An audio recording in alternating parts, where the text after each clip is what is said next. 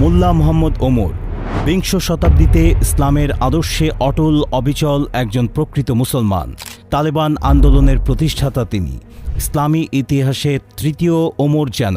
তার মধ্যে এমন কিছু গুণাবলী ছিল যা ইসলামের প্রথম দুই ওমর, ওমর ইবনে আল খাত্তাব রাদিয়াল্লাহু তাআলা আনহু এবং ওমর ইবনে আব্দুল আজিজের গুণাবলীর সঙ্গে তুলনীয়। ন্যায়পরায়ণতা ও আদর্শ প্রতিষ্ঠার চেষ্টা। মোল্লা ওমর ইসলামী শরিয়া প্রতিষ্ঠায় অটল ছিলেন এবং তার শাসনকালে শরিয়া অনুযায়ী একটি ইসলামী শাসন ব্যবস্থা গড়ে তোলার চেষ্টা করেছিলেন। এই প্রচেষ্টা ইসলামের প্রথম দুজন ওমরের ন্যায়পরায়ণ শাসনের সমরূপ। সাদাসিধে জীবনযাপন। তার জীবনধারা ছিল অত্যন্ত সাধারণ এবং অনাড়ম্বর। এর ফলে মুসলমানদের কাছে তিনি একজন খাঁটি মুসলিম নেতা হিসেবে পরিচিতি পান, যা প্রথম ওমরদের সাদাসিধে জীবনধারার সঙ্গে তুলনীয়। সংগ্রামী ও দৃঢ় নেতৃত্ব। যেমন ওমর রাদিয়াল্লাহু তাআলা আনহু এবং ওমর ইবনে আব্দুল আজিজ সাহসিকতা ও দৃঢ়তার প্রতীক ছিলেন, তেমনি মোল্লা ওমরও যুক্তরাষ্ট্রের মতো শক্তিশালী প্রতিপক্ষের মুখোমুখি দাঁড়িয়ে মুসলিম ভূখণ্ড রক্ষার জন্য দৃঢ়তা প্রদর্শন করেন। তার বিশ্বাস ও দৃঢ়তা তাকে শুধু আফগান না, গোটা মুসলিম উম্মার কাছে অনুপ্রেরণা হিসেবে প্রতিষ্ঠিত করেছে। প্রাথমিক জীবন ও শিক্ষা।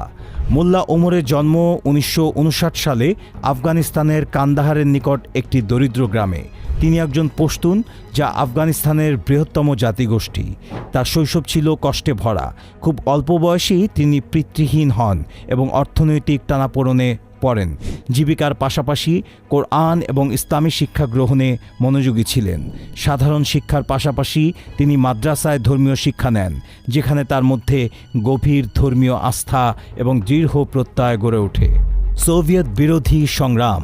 মোল্লা ওমর প্রথম অস্ত্র ধরেন সাবেক সোভিয়েত ইউনিয়নের বিরুদ্ধে। নেক মোহাম্মদের নেতৃত্বে মুজাহিদিন গ্রুপ হরকাত-ই-ইনকিলাবে ইসলামে যোগ দেন। সোভিয়েতদের সমর্থনে ক্ষমতায় থাকা নজিবুল্লাহ সরকারের বিরুদ্ধে 1989 থেকে 1992 সাল পর্যন্ত তিনি যুদ্ধ করেছেন। যুদ্ধে 4 বার আহত হন ওমর। সোভিয়েত বিরোধী আফগান যুদ্ধে পানজোয়াই জেলার সাংসারে এক সংঘর্ষের সময় তিনি এক চোখ হারান। অন্য এক সূত্রে জানা যায় 1986 সালে জালালাবাদ যুদ্ধে তিনি চোখ হারান, অথবা 1989 সালে ব্যাটেল অফ জালালাবাদে। এরপর যুদ্ধ শেষে পাকিস্তানের সীমান্ত শহর কুয়েটায় ওমর একটি মাদ্রাসাতে শিক্ষকতা করেন। তখন থেকে তিনি মোল্লা নামে পরিচিত। পরে তিনি করাচিতে বিন নুরি মসজিদের ইমাম হিসেবে দায়িত্ব পালন করেন, আর সেখানেই প্রথমবারের মতো ওসামা বিন লাদেনের সঙ্গে সাক্ষাৎ হয় তার। পরে ঘনিষ্ঠতা। বিখ্যাত মিশরীয় ইসলামী ব্যক্তিত্ব শায়খ আবদুল্লাহ আজ্জামের একজন বড় ভক্ত ছিলেন তিনি। তালেবানের গোড়ার গল্প। একজন টকবগে যুবক, যিনি ভালো মানের একজন আলেম ছাড়া কিছুই নন। কর্মজীবনকে সীমাবদ্ধ রেখেছিলেন শিক্ষকতার মধ্যেই। তিনি একদিন কিতাব পড়াচ্ছিলেন। সামনে ছিল মাত্র 21 জন ছাত্র। আচমকা এক গাড়িচালক তার ক্লাসে প্রবেশ করে। নিজের দাস্তান শোনাতে চায় সে। গাড়িচালকের দৃষ্টিতে পাঠদানকারী ব্যক্তি অনেক বড় আলেম। চালক বলতে শুরু করে, আমি গাড়ি চালিয়ে যাচ্ছিলাম, একটি চেকপোস্টে আমাকে দাঁড় করানো হলো। অন্যায়ভাবে চড়া মূল্যের ট্যাক্স চাওয়া হলো। আমি তাদের এক নেতাকে বললাম, এটা কি আল্লাহ তাআলা ও তার রাসূলের হুকুম? তখন সে রাগে অগ্নিশর্মা হয়ে অনেকগুলো কুফরি বাক্য বলে ফেলল। কুফরি কথার বিবরণ দেওয়া যদিও কুফরি নয়, কিন্তু তার সেই জঘন্য কথাগুলো মুখে আনার সাহস হচ্ছে না আমার। মোল্লা মোহাম্মদ ওমর গাড়িচালকের কথাগুলো শুনে শেষ করেন। সামনে রাখা কিতাবটি বন্ধ করে দেন তিনি। কিছুক্ষণের মধ্যে গভীর ভাবনায় ডুবে যান। সবাই নীরব, নিশ্চুপ। ছাত্রদের মনে জিজ্ঞাসা, মোল্লা ওমর কি ভাবছেন? সবার তন্ময়তা ভাঙিয়ে মোল্লা ওমর যখন মাথা উঁচু করলেন, চেহারায় তার গাম্ভীর্যের ছাপ। মিশুক স্বভাব আর হাস্যোজ্জ্বল ব্যক্তিটির সারা দেহ যেন ক্রোধের আগুনে জ্বলছে। কিছুক্ষণ সবার দিকে তাকিয়ে কয়েকটি কথা বললেন, উদ্দীপ্ত কণ্ঠস্বর কিন্তু শান্ত। এখন আমাদের জন্য বেঁচে থাকা হারাম যখন প্রকাশ্যে কুফরি কথা বলা হয়, ইসলামের নির্দেশনাবলীর অবমাননা করা হয়। তখন রাশিয়ান লাল ভল্লুক আর এই অপদার্থ কমান্ডোদের মাঝে কি পার্থক্য? কথাগুলো এক শ্বাসে বলে শেষ করেন মোল্লা ওমর। ক্লাস তখনই শেষ হয়ে যায়। আমিরুল মুমিনিন মোল্লা মোহাম্মদ ওমর বিলম্ব না করে একটি বৈঠক ডাকেন। শাসক গোষ্ঠীর বিরুদ্ধে কার্যক্রম শুরু হয়ে যায়। প্রথম বৈঠকে তার সাথে শুধু 15 জন ছাত্র অংশগ্রহণ করে। বৈঠকে সিদ্ধান্ত হয় যে আশেপাশের কমান্ডোদের সাথে সাক্ষাৎ করে বলা হবে, তোমরা তওবা করো, অস্ত্র জমা দাও, অন্যায় চেকপোস্ট বন্ধ করো। কয়েকদিন পর আরেকটি বৈঠক হয়। এই বৈঠকে আশপাশ থেকে প্রায় 150 জন ছাত্র অংশগ্রহণ করে। এভাবেই শুরু আন্দোলনের। মূলত সোভিয়েত ইউনিয়নের পরাজয়ের পর আফগানিস্তানের রাজনৈতিক বিশৃঙ্খলা ও গৃহযুদ্ধ শুরু হয়। বিভিন্ন মুজাহিদিন গোষ্ঠী একে অপরের সাথে সংঘর্ষে জড়িয়ে পড়েন এবং দেশ অরাজকতার মধ্যে চলে যায়। মোল্লা ওমর তখন কান্দাহারে তার অনুসারীদের নিয়ে একটি সংগঠন প্রতিষ্ঠা করেন, যা পরে তালেবান নামে পরিচিত লাভ করে। তার লক্ষ্য ছিল দেশকে সুশৃঙ্খল করা এবং ইসলামী শাসন প্রতিষ্ঠা করা। 1994 সালে তালেবান গোষ্ঠী আফগানিস্তানের বিভিন্ন অঞ্চল নিয়ন্ত্রণ করতে শুরু করে এবং 1996 সালে তারা কাবুল দখল করে সরকার প্রতিষ্ঠা করে। মোল্লা ওমর তখন আফগানিস্তানের আমির হিসেবে পরিচিত হন এবং নিজেকে আমিরুল মুমিনিন উপাধি গ্রহণ করেন। তালেবান সরকারের শাসন। মোল্লা ওমরের নেতৃত্বে তালেবান সরকার ইসলামী শরিয়া আইন অনুযায়ী শাসন প্রতিষ্ঠা করেন। তিনি হানাফি দেওবন্দি মতাদর্শের উপর ভিত্তি করে শাসন কার্য চালান এবং সে সময় আফগানিস্তানের সামাজিক ও রাজনৈতিক ক্ষেত্রে অনেক পরিবর্তন ঘটে। তালেবান সরকার মাদ্রাসা ভিত্তিক শিক্ষা ব্যবস্থার প্রচলন করে এবং নারীদের শিক্ষা ও কর্মক্ষেত্রে অংশগ্রহণ সীমিত করে। তার শাসনকালে মদ্যপান, জুয়া এবং অন্যান্য ইসলামী আইনে নিষিদ্ধ কর্মকাণ্ড কঠোরভাবে নিয়ন্ত্রণ করা হয়। এ সময় তালেবানদের কর্মকাণ্ড নিয়ে বিশ্বজুড়ে বিতর্ক তৈরি হয়, কারণ তাদের আইন ও বিধিবিধান ছিল আন্তর্জাতিক মানবাধিকার সংস্থাগুলোর বিপরীত। আমিরুল মুমিনিন হিসেবে মোল্লা ওমরকে একজন সাদাসিধে, দৃঢ় প্রতিজ্ঞ এবং ইসলামী নীতিবোধে নিবেদিত নেতা হিসেবে দেখা যায়। তার ব্যক্তিগত জীবন ছিল সহজ এবং আত্মনিয়ন্ত্রিত। তিনি কখনও বিলাসিতাকে গ্রহণ করেননি এবং তার শাসনেও সেই নীতিকে প্রাধান্য দিয়েছেন। আপনাদের বিশ্বস্ত হজ এজেন্সি আসাভিল ইন্টারন্যাশনাল এবং বিখ্যাত ইসলামিক স্কলার আবু তোহা মোহাম্মদ আদনানের নেতৃত্বে ডিসেম্বর 2024 এবং জানুয়ারি 2025 ওমরাহ করার বিশেষ সুযোগ। সীমিত সংখ্যক আসনের বুকিং চলছে। বিস্তারিত জানার জন্য আমাদেরকে কল করুন অথবা আপনার কন্ট্যাক্ট নাম্বার আমাদের ইনবক্স বা হোয়াটসঅ্যাপ করুন। মূল্যায়ন করার জন্য তার নেতৃত্বের কিছু গুরুত্বপূর্ণ দিক তুলে ধরা হলো। 1. ইসলামী আদর্শের প্রতীক। তিনি শাসনকালে ইসলামী শরিয়ার কঠোর অনুশাসন প্রয়োগ করেন, যেমন অপরাধের ক্ষেত্রে শরিয়া অনুযায়ী শাস্তির ব্যবস্থা, সামাজিক শৃঙ্খলা ফিরিয়ে আনা এবং নারীদের পোশাক বা শিক্ষা নিয়ে কঠোর নিয়ন্ত্রণ আরোপ। তিনি শরিয়া ভিত্তিক শাসন ব্যবস্থায় গভীরভাবে আস্থাশীল ছিলেন এবং এটি বাস্তবায়নের প্রতি অবিচল ছিলেন। 2. ব্যক্তিগত জীবন এবং উদাহরণ। মোল্লা ওমর ছিলেন এক নিঃস্বার্থ এবং বিলাস বর্জিত মানুষ। তিনি কখনো নিজের জন্য বিশেষ কোনো অধিকার দাবি করেননি, যা সাধারণ মানুষের মধ্যে তার জনপ্রিয়তা বাড়ায়। কান্দাহারে থাকা অবস্থায় তার বাসস্থান ছিল খুবই সাধারণ এবং ব্যক্তিগত জীবনে তিনি সহজ ও অনাড়ম্বর ছিলেন। এই জীবনধারা তার অনুসারীদের কাছে তাকে আরও গ্রহণযোগ্য করে তোলে। 3. সাবলীল নেতৃত্ব এবং আনুগত্য অর্জন। মোল্লা ওমরের নেতৃত্বে তালেবানরা দ্রুতই সংগঠিত হয়ে শক্তিশালী একটি গোষ্ঠীতে পরিণত হয়। যুদ্ধে তিনি অদম্য সাহসিকতার পরিচয় দিয়েছিলেন এবং তার অনুসারীরা তাকে সম্মান ও আনুগত্যের সাথে অনুসরণ করতেন। তিনি কখনোই নিজেকে প্রচারের আলোয় আনেননি, বরং দূর থেকে সংগঠন পরিচালনা করে গেছেন এবং এর মাধ্যমে তালেবানদের মধ্যে তার প্রতি বিশ্বাস এবং একতা তৈরি হয়েছিল। 4. আন্তর্জাতিক চ্যালেঞ্জের মুখোমুখি হওয়ার সাহস। 9/11 পরবর্তী সময় যুক্তরাষ্ট্রের চাপে বিন লাদেনকে হস্তান্তর করতে অস্বীকৃতি জানানো তার আন্তর্জাতিক চ্যালেঞ্জ মোকাবেলায় দৃঢ় মনোভাবকে নির্দেশ করে। তিনি ইসলাম ও জাতীয় স্বার্থের প্রতি প্রতিশ্রুতিবদ্ধ থেকে যুক্তরাষ্ট্রের সাথে বিরোধিতার কঠিন সিদ্ধান্ত নেন, যা বিশ্ব রাজনীতিতে তার দৃঢ়তার পরিচায়ক। 5. সমালোচনা। তার শাসন প্রায়ই পশ্চিমাদের কথিত মানবাধিকার লঙ্ঘন এবং কঠোর নিয়ন্ত্রণের জন্য সমালোচিত হয়েছে, বিশেষ করে নারীদের শিক্ষা ও কর্মক্ষেত্র সীমিত করা এবং আন্তর্জাতিক মানদণ্ডে মানবাধিকার নিয়ে পশ্চিমের মিডিয়ার কাছে অনেক প্রশ্নের সম্মুখীন হন তিনি। তালেবান শাসনামলে আফগানিস্তানে স্থিতিশীলতা ফিরিয়ে আনায় তার ভূমিকা উল্লেখযোগ্য। তবে যথাযথ ধর্মীয় নীতি, আধুনিক শিক্ষার প্রতি সীমিত মনোযোগ এবং মানবাধিকার প্রশ্নে সমালোচিত হলেও দেশ ও জাতির কাছে তিনি এক আদর্শিক নেতা হিসেবে প্রতিষ্ঠা লাভ করেন। মুসলমানদের বীরত্ব এবং ঐতিহ্যের অজানা ইতিহাস জানতে সিটিভি বাংলা চ্যানেলটি সাবস্ক্রাইব করে আমাদের অনুপ্রাণিত করবেন। সেই সাথে কমেন্ট বক্সে আপনার মূল্যবান মতামত জানাবেন। ৯/১১ এবং আমেরিকার হস্তক্ষেপ। ২০০১ সালের ১১ সেপ্টেম্বর যুক্তরাষ্ট্রে ঘটে যাওয়া টুইন টাওয়ার হামলার পর মার্কিন যুক্তরাষ্ট্র তালেবান সরকারের বিরুদ্ধে পদক্ষেপ নেয়, কারণ তারা ওসামা বিন লাদেনকে আশ্রয় দিয়েছিল।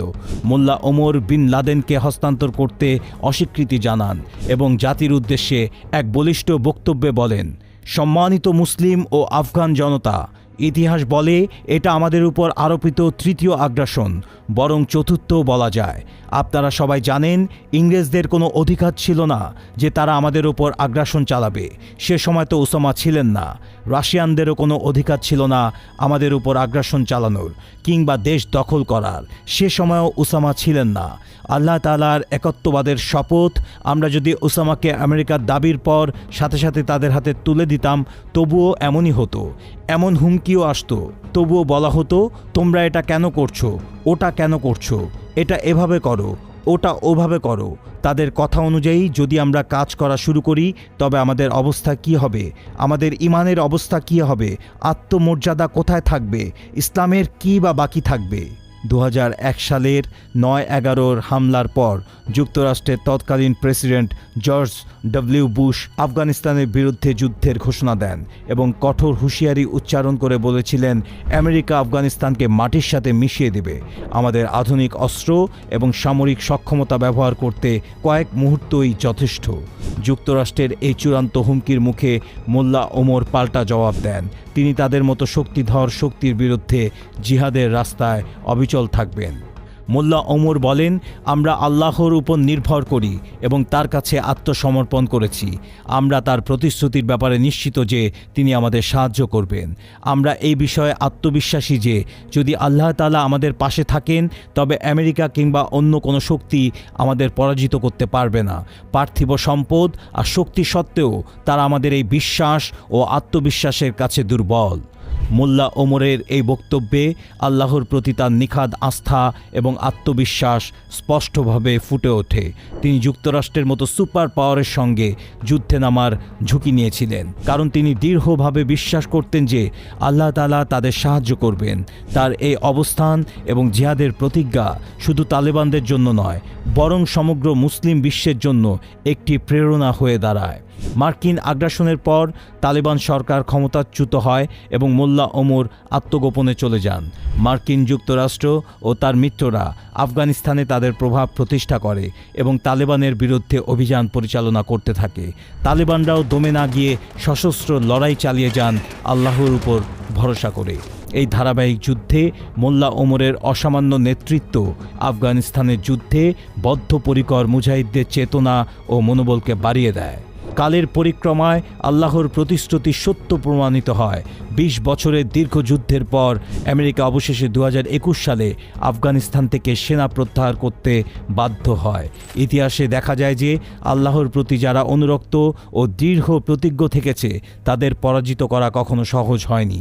এই দীর্ঘমেয়াদী সংগ্রামের মধ্যে আমেরিকা প্রচুর ক্ষয়ক্ষতির সম্মুখীন হয়, যা মোল্লা ওমরের সেই বিশ্বাসকেই সত্য প্রমাণ করে যে আল্লাহর ইচ্ছাই চূড়ান্ত। আত্মগোপন এবং মৃত্যু। ২০০১ সালের ডিসেম্বরে কান্দাহার যুদ্ধের শেষ দিকে মোল্লা ওমর তার ঘনিষ্ঠ সহযোগী অর্থমন্ত্রী মুতাসিম আগাজানের মাধ্যমে তার পরিবারের নিরাপত্তা ব্যবস্থা করেন এবং পাকিস্তানে তাদের আশ্রয় নিশ্চিত করেন। এরপর তার সহযোগী আব্দুল জব্বার ওমারির সঙ্গে যোগাযোগ করে মোল্লা ওমর কান্দাহার থেকে জাবুল প্রদেশে চলে যাওয়ার পরিকল্পনা করেন, যেখানে স্থানীয় গোত্রের সমর্থন তার পক্ষে ছিল। ডিসেম্বরের ৭ তারিখে ডোনাল্ড রামসফেল্ড তালেবানদের সঙ্গে সমঝোতার সমালোচনা করার পর মোল্লা ওমর কান্দাহার ছেড়ে যান। তিনি 2টি গাড়িতে করে জাবুল প্রদেশের কালাত শহরে পৌঁছান, যেখানে তালেবান সমর্থিত স্থানীয় গোত্রের নিয়ন্ত্রণ ছিল। তবে পরিস্থিতি পাল্টে যায় যখন হামিদুল্লাহ খান তৌকিকে নতুন গভর্নর হিসেবে নিয়োগ দেওয়া হয়, যিনি তালেবানদের বিরুদ্ধে অভিযান শুরু করেন। এতে অনেক তালেবান পাকিস্তানে পালাতে বাধ্য হয়। মোল্লা ওমর পাকিস্তান যেতে অস্বীকৃতি জানান এবং আব্দুল জাব্বার ওমারির সহায়তায় জাবুলে আব্দুস সামাদ ওস্তাদের বাড়িতে লুকিয়ে থাকেন। এই বাড়িতে তার জন্য একটি গোপন রুম তৈরি করা হয়। মোল্লা ওমর 4 বছর সেখানে অবস্থান করেন। নিরাপত্তার জন্য বাড়ির বাইরে খুব কমই বের হতেন। আমেরিকান সেনারা একাধিকবার তার কাছাকাছি এলেও তাকে খুঁজে পায়নি।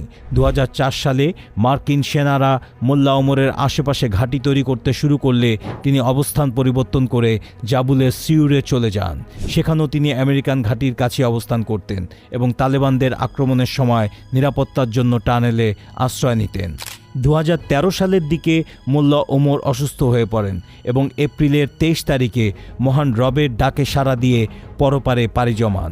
তার মৃত্যুর দিন সন্ধ্যায় প্রচণ্ড শিলাবৃষ্টি হয়, যা এতটাই অস্বাভাবিক ছিল যে বৃষ্টিতে কান্দাহারে মার্কিন টাস্ক ফোর্সের 80টি হেলিকপ্টার বিধ্বস্ত হয়ে যায়।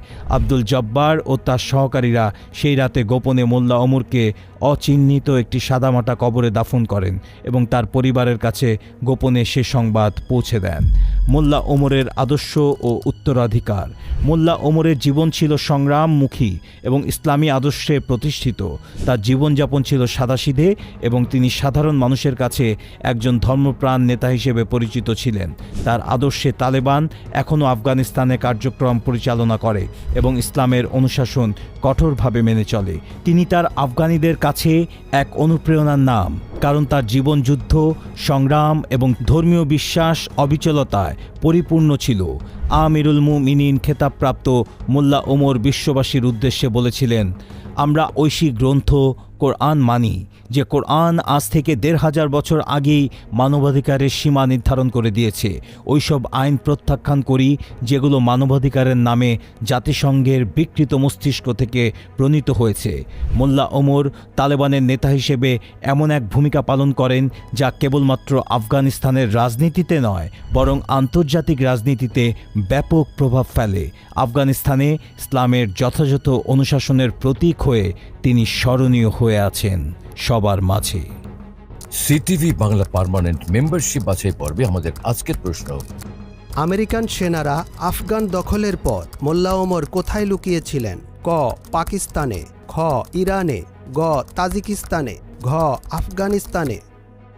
সঠিক উত্তরের পাশাপাশি যাদের মন্তব্য ভিডিওর সাথে সম্পর্কযুক্ত হবে এবং অত্যন্ত সুন্দর হবে, তাদের মধ্যে থেকে 20 জনকে সিটিভি বাংলা পার্মানেন্ট মেম্বারশিপে বাছাই করব এবং আমাদের ফেসবুক পেজে তাদের নাম লাইভে ঘোষণা করা হবে।